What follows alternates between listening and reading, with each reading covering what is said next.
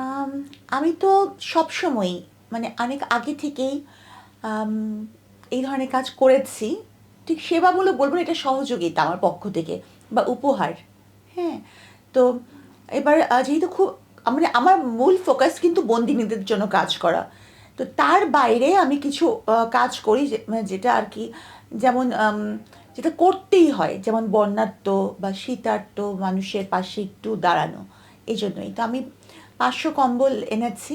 আ already কিছু দিয়ে ফেলেছি। এখন ৪০০ আছে। সেগুলো আস্তে, আস্তে দিব বিভিন্ন জায়গায়। আমার ফোকাস হচ্ছে যে যারা বিশেষ করে বয়স্ক মানুষ, যারা শীতে কষ্ট পাচ্ছে। থাকে না যে অনেকে মানুষের কাছে হাত পাততে পারে না, চাইতে পারে না। তো আমার ফোকাসটা হচ্ছে তাদের জন্য। আমি নিজে আ মানে আমি শীতে একসময়, যেমন কাশিমপুরে কিন্তু খুব শীত পড়ে। খুব ঠান্ডা পড়ে। তো যারা কখনো কাশিমপুর গিয়েছেন তারা জানেন। তো কিন্তু ওখানে কিন্তু কারা কর্তৃপক্ষের নির্দেশ অনুযায়ী সব ধরনের শীতবস্ত্র কিন্তু অভ্যন্তরে ঢোকানোর নিয়ম নাই। নিরাপত্তার স্বার্থে। যেমন যেমন ধরেন কিছু শীতের বস্ত্রে অনেকগুলো লেয়ার্স থাকে, অনেক পকেটস থাকে। এজন্য শীতবস্ত্র কিন্তু কারাগারে ওভাবে ঢোকানোর নিয়ম নাই। তো মোটামুটি শীতবস্ত্র ছাড়াই জাস্ট কম্বলকে অবলম্বন করে শীত পার করতে হয়। ঠিক আছে? তো শীতের কষ্ট কী সেটা আমি জানি। হ্যাঁ? আমি উপলব্ধি করেছি। তাই এখন যখন অনেক শীত পড়েছে, তখন আমি তো অবশ্যই মানুষের পাশে দাঁড়াবো।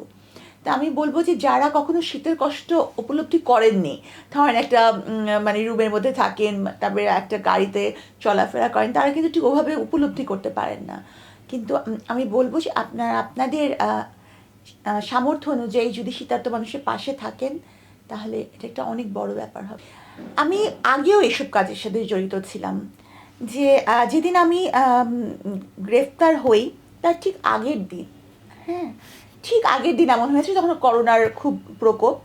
তো আমি তখন হৃদরোগ ইনস্টিটিউটে আমি রেজিস্ট্রার কার্ডিয়াক সার্জারি আমি কাজ করছি। এমন সময় ওখানকার এলাকার যে বারবার মানে নাপিতরা যারা ওনারা কিন্তু অপারেশনের সময় ক্লিন শেভ করে পেশেন্টসদের। তো ওরা এসে বলল যে, "ম্যাডাম আমরা খুব কষ্টে আছি, কোনো কাজ পাচ্ছি না।" কারণ এখন শুধু মানে রুটিন অপারেশনগুলা বাদ শুধু ইমার্জেন্সি অপারেশন হচ্ছে। তো অনেক কষ্টে আছি। তো সেদিন আমার কাছে যা ছিল, যে ব্যাগে যাই ছিল তাই আমি তাদেরকে দিলাম। হ্যাঁ? তো ঠিক পরের দিনই আমি অ্যারেস্ট হই। তো তখন আমার এত অভিমান হয়েছিল মানুষের প্রতি যে, আল্লাহ আমি এত সবসময় করি কিন্তু এই বিপদের সময় কেউ পাশে নাই। তো সেই অভিমান থেকে আমি ভেবেছিলাম যে আমি আর কোনোদিন এগুলা কিছু মানে মানুষের জন্য কিছু করব না। কিন্তু আবার যখন আমি বের হলাম, আবার ঠিক একই রকম। এমনকি কারাগারের ভিতরেও আমি আমার সাধ্য অনুযায়ী, যদিও আমার সামর্থ্য এবং সাধ্য কম ছিল, কিন্তু আমি চেষ্টা করেছি এবং এখান থেকে বের হওয়ার পরে আমি আবার আমার সাধ্য অনুযায়ী শুরু করেছি।